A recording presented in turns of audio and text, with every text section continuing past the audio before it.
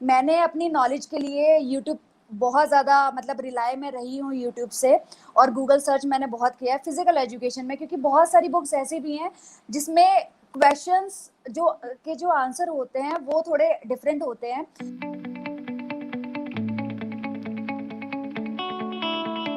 नमस्कार दोस्तों, मैं रितेश जायसवाल आप सभी का स्वागत करता हूं आपके अपने यूट्यूब चैनल सरकारी टीचर पे। उम्मीद करता हूं आपकी तैयारी बहुत ही अच्छी चल रही होगी।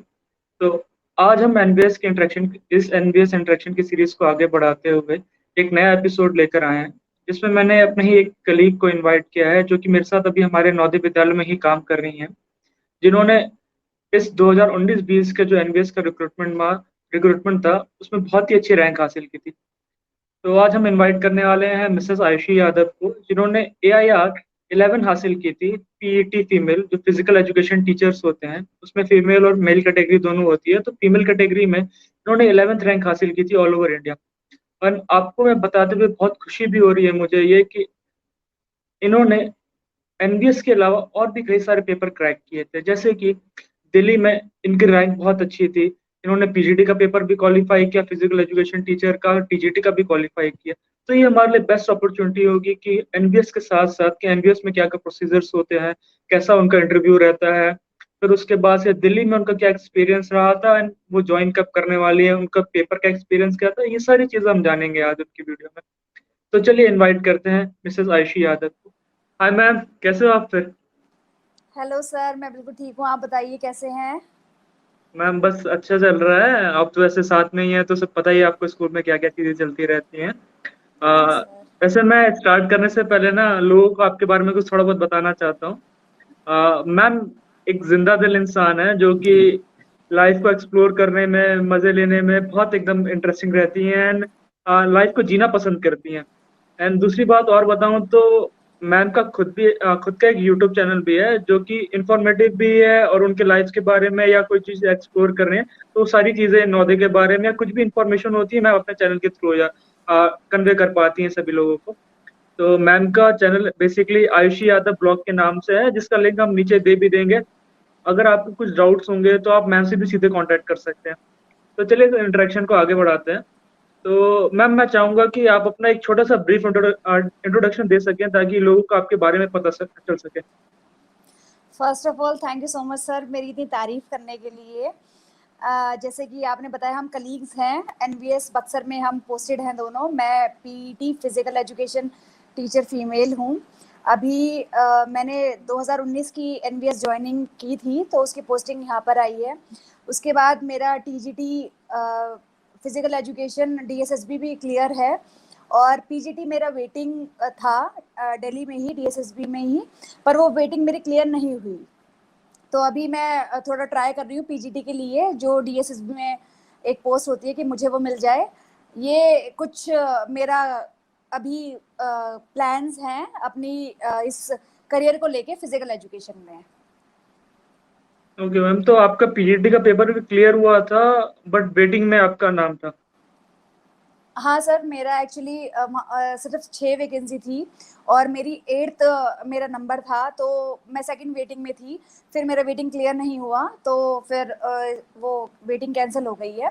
तो अब दोबारा से जब भी फॉर्म निकलेंगे तो उसके लिए तैयारी करके मैं एग्ज़ाम दूंगी।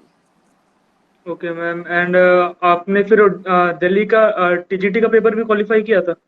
हाँ सर, मेरे उसमें अब पोस्टिंग आ गई है। अब एक्चुअली अब पोस्टिंग आने वाली है, मेडिकल होने वाला है, तो देखते हैं कि डीएसएसबी कब ज्वाइनिंग कराता है। तो उसमें मेरी रैंक भी अच्छी आई थी तो मेरा हो गया है उसमें। Okay ma'am. तो मैम और भी मैं थोड़ा बहुत जानना चाहता हूँ कि आपने बीपीएड जो होता है स्पोर्ट्स टीचर्स के लिए जो नेसेसरी होता है वो कहाँ से किया था, ग्रेजुएशन कहाँ से की थी, एंड बाकी आपकी क्या क्या क्वालिफिकेशन है वो भी जानना चाहते हैं थोड़ा बहुत। सर एक्चुअली क्या है, मैं बेसिक एवरेज ही स्टूडेंट हूँ। 10th तक जैसे करते 10th कर लो, 12th कर लो। 12th के बाद बिल्कुल जैसे मोस्टली बच्चों का होता है कि कुछ नहीं पता होता कि लाइफ में करना क्या है। बस हाँ, मेरा स्पोर्ट्स बैकग्राउंड रहा है, मुझे स्पोर्ट्स बहुत पसंद रहा है। तो 12th तक मुझे कुछ हिंट नहीं था कि मुझे क्या करना है, तो मैंने बीकॉम ऑनर्स दिल्ली यूनिवर्सिटी से परस्यू किया। फिर उसके बाद उस दौरान मुझे पता चला कि पीटीआई जो स्कूल्स में होते हैं जिन पे हम ज़्यादा ध्यान नहीं देते हैं, तो उसके लिए भी एक क्वालिफिकेशन होती है BPEd, bachelors in physical education, जो कि ग्रेजुएशन के बाद होती है। जैसे कि अगर आप मैथ्स, जैसे आप सर मैथ्स के टीचर हैं तो आपके लिए बीएड कंपलसरी है, हमारे लिए बीपीएड कंपलसरी होता है। तो वो मैंने रोहतक से करा था, एमडीयू यूनिवर्सिटी से। उसके बाद सर मैंने मास्टर्स भी की हुई है। उस दौरान फिर एनवीएस के फॉर्म वगैरह निकले तो फिर मेरा सिलेक्शन हो गया था। उस बीच में मैंने नेट भी क्वालिफाई किया हुआ है 4 बार। ओके मैम, नेट भी आपने 4 बार क्वालिफाई किया, नेट से ज्यादा प्यार है क्या मैम आपको? बस सर मैं फिजिकल एजुकेशन डिपार्टमेंट में थोड़ा अपना एक योगदान देना चाहती हूँ, जो कि मेरा एक एम भी है। ओके मैम, तो चलिए ये बहुत आपके बारे में जान के बहुत अच्छा लगा। तो मैम आगे अब मैं इस इंटरेक्शन को आगे बढ़ाता हूँ। अब बेसिकली हमने ना वीडियो एनबीएस के लिए बनाया है, बट मैं चाहूंगा कि आप दिल्ली का भी इसमें सब कुछ इनपुट बताएंगे कि दिल्ली की प्रिपरेशन कैसे करनी है या एनबीएस की प्रिपरेशन कैसे करनी है, क्योंकि एनबीएस की रिक्रूटमेंट अभी तुरंत आ चुकी है। तो फोकस हमारा एनबीएस पे रहेगा, बट बाकी चीज भी हम अराउंड में घूमते रहेंगे उसके। तो मैं सबसे पहले एक क्वेश्चन आपसे करना चाहूंगा कि एनबीएस का पीईटी का जो फिजिकल एजुकेशन टीचर होते हैं उनका पैटर्न क्या यस। होता है। एंड दूसरी चीज है कि उसमें क्या क्या क्वालिटीज चाहिए होती हैं, क्या क्या इन्फॉर्मेशन एंड कहाँ कहाँ से पढ़ें, उन चीजों के बारे में थोड़ा बता सके तो अच्छा रहता। सर जो एनवीएस का पैटर्न है वो 150 मार्क्स का है टोटल, जिसमें से कि 30 मार्क्स जो होंगे वो हमारे हिंदी, इंग्लिश और रीजनल लैंग्वेज, जैसे नॉर्थ इंडिया के बच्चे होते हैं वो हिंदी ऑप्ट करते हैं अदर लैंग्वेज में भी। उनके लिए साउथ वाले बच्चे जैसे कन्नड़ हो गया, मराठी, मलयालम, ये सारी चीज़ें, जैसे जितने जिस भी रीजन के जो बच्चे हैं वो अपनी रीजनल लैंग्वेज ऑप्ट करेंगे। ये टोटल 30 मार्क्स का होता है। उसके अलावा 150 में से 120 मार्क्स का रीजनिंग होती है 10 नंबर की। उसके बाद आईसीटी जो कंप्यूटर बेस्ड क्वेश्चंस होते हैं वो होता है। उसके बाद टीचिंग एप्टीट्यूड 10 मार्क्स का होता है, मैथ्स 10 मार्क्स की होती है। और उसके अलावा जो 80 नंबर का होता है वो फिजिकल एजुकेशन का पूरा पार्ट होता है, उसमें फिजिकल एजुकेशन के क्वेश्चंस पूछे जाते हैं। ऐसे ही सेम पैटर्न डीएसएसबी भी फॉलो करता है, पर डीएसएसबी में ये होता है, डीएसएसबी में 200 मार्क्स का एग्जाम होता है। उसमें 100 मार्क्स का जो पूरा फिजिकल एजुकेशन पेपर 2 होता है और 100 मार्क्स का पेपर 1 होता है, जिसमें से 20 मार्क्स के हिंदी, इंग्लिश, रीजनिंग, मैथ्स और जनरल अवेयरनेस होती है। ओके मैम, तो आपने ऐसे दोनों को बता दिया। और मैं ये जानना चाह रहा था कि जो फिजिकल एजुकेशन का पूछा जाता है ये बेसिकली ऐसे ये पैटर्न हमारे टीजीटी में भी फॉलो होता है, जो मैथ्स के एंड साइंस के जो भी टीचर्स देते हैं तो उसमें भी वो 150 का ही आता है। तो मेरे ख्याल से ये दोनों सेम ही है उससे। तो मैं यस थोड़ा सर, ये जानना सेम चाह ही है। रहा था कि रिटर्न में किस टॉपिक पे थोड़ा फोकस किया जाए कि फिजिकल एजुकेशन का पेपर आसानी से निकल सके। सर एक्चुअली बहुत सारे लोगों की ये मिथ है कि physical education as a subject बहुत इजी होगा, पर ऐसा नहीं है।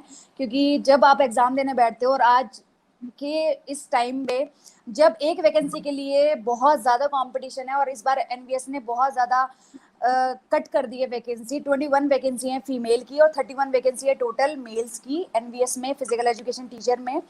तो सर उसमें आप मतलब आप बिल्कुल भी ये नहीं सोच सकते कि हाँ एक बुक या फिर एक कोई वेबसाइट हमारे लिए इनफ होगी। हमें बहुत ज़्यादा पढ़ना पड़ता है, हर एक टॉपिक के बारे में इन डेप्थ नॉलेज लेनी पड़ती है। मैंने अपनी नॉलेज के लिए यूट्यूब बहुत ज़्यादा मतलब रिलाय में रही हूँ यूट्यूब से, और गूगल सर्च मैंने बहुत किया है फिजिकल एजुकेशन में, क्योंकि बहुत सारी बुक्स ऐसी भी हैं जिसमें क्वेश्चंस जो आंसर होते हैं वो थोड़े डिफरेंट होते हैं। तो मैं तो आपके व्यूअर्स से और अपने व्यूअर्स से यही एक्सपेक्ट करूंगी कि आप लोग गूगल सर्च करो, यूट्यूब सर्च करो। जैसे बहुत सारे किन्जियोलॉजी एक टॉपिक है हमारे उसमें, तो उसमें सिर्फ एक बुक आपके लिए इनफ नहीं होगी, इतना कंपटीशन है, क्वेश्चन कहीं से भी आ सकता है।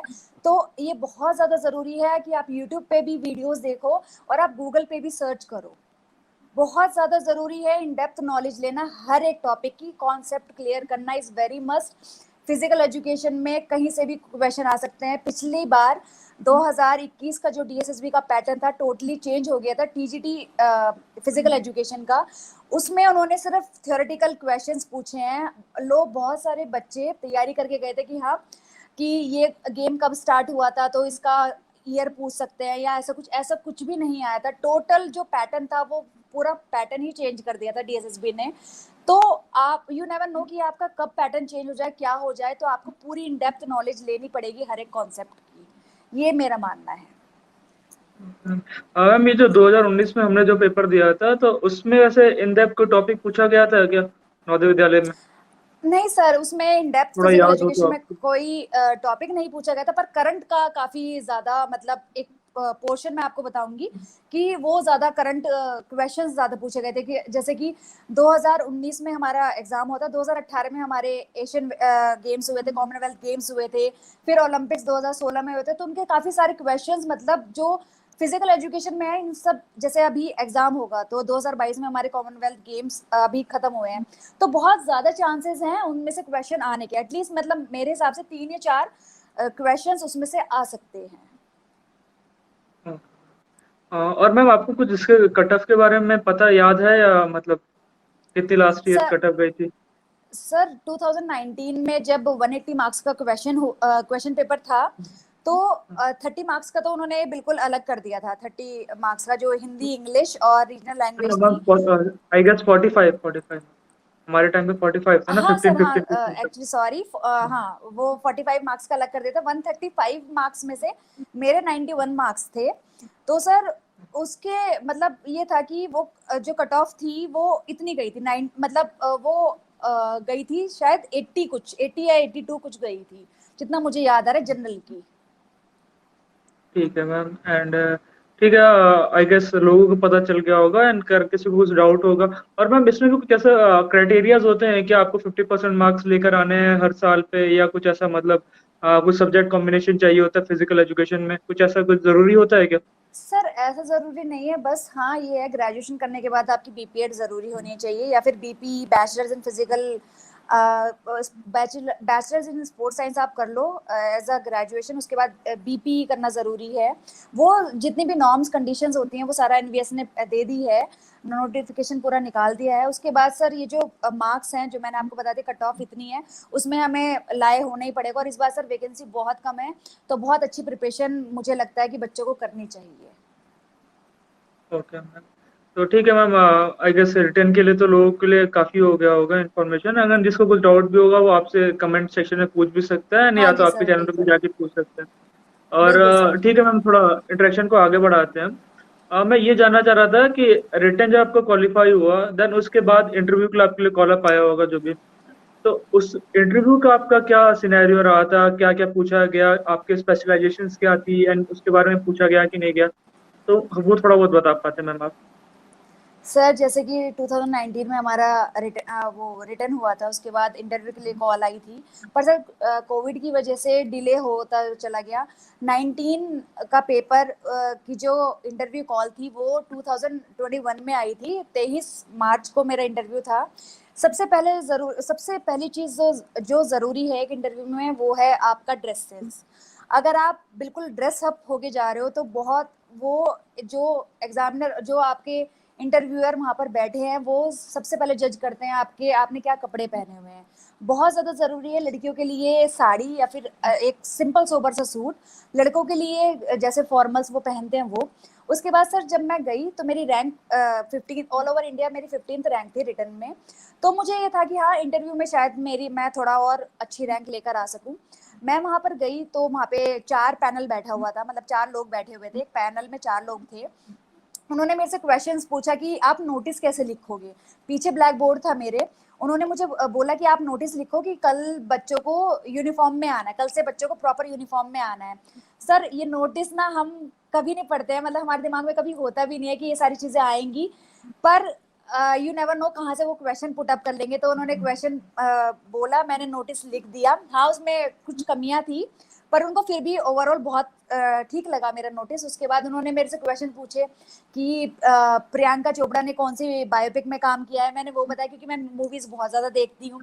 उसके बाद उन्होंने पूछा कि अच्छा उनकी जो बहन है परिणीति, उन्होंने किस मूवी में काम करा है, मतलब किसकी बायोपिक में एज अ रोल, मतलब एज अ लीड रोल काम करा है, वो मैंने बता दिया।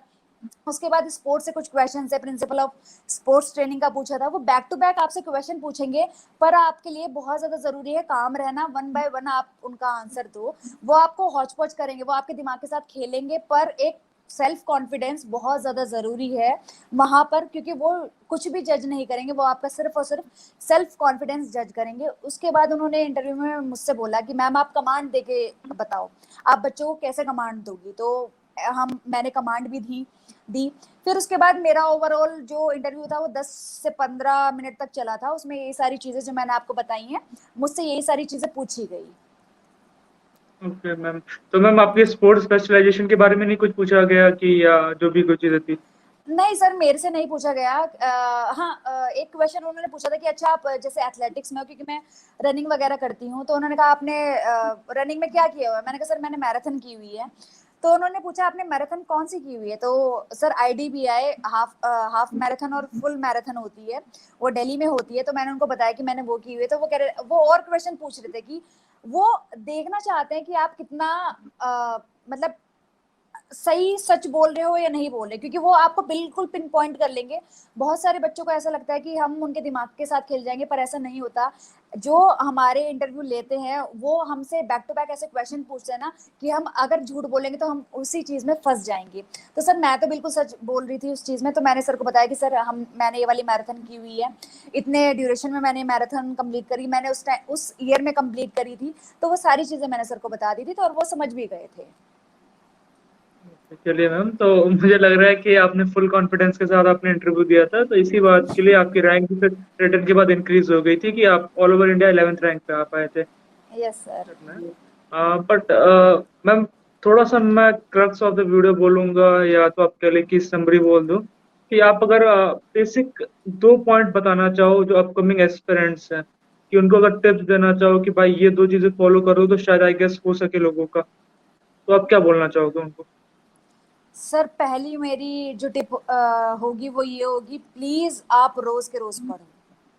अगर आप एक दिन स्किप कर दोगे, 2 दिन स्किप कर दोगे ना, तो 10,000 बच्चे इस बार DSSB जो मेरा एग्जाम क्लियर हुआ है, 10,500 बच्चों ने वो एग्जाम दिया था और सिर्फ वैकेंसी थी 250।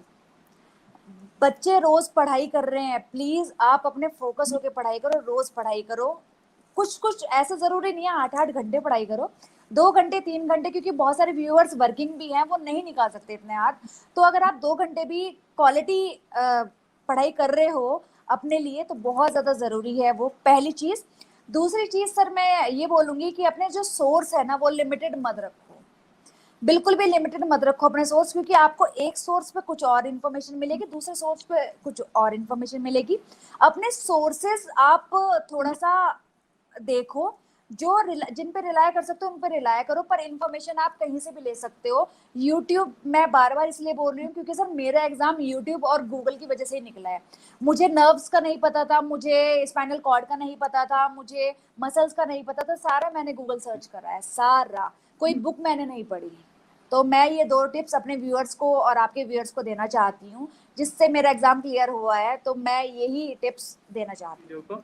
हाँ जी तो sir. Thank you so much मेरे चैनल में आने के लिए। एंड थैंक यू मैं सो मच चाहूंगा आप और सर। भी आगे तरक्की करते रहें, एंड ऐसे ही हम फिर और भी वीडियोस बनाते रहेंगे। Thank you so much ma'am. Thank you so much Ritesh sir, मुझे अपने चैनल पे बुलाने के लिए बहुत बहुत धन्यवाद आपका। हम गॉसिप करते रहेंगे और बहुत सारी वीडियोस बनाते रहेंगे। Bye bye sir. Okay, thank you, bye.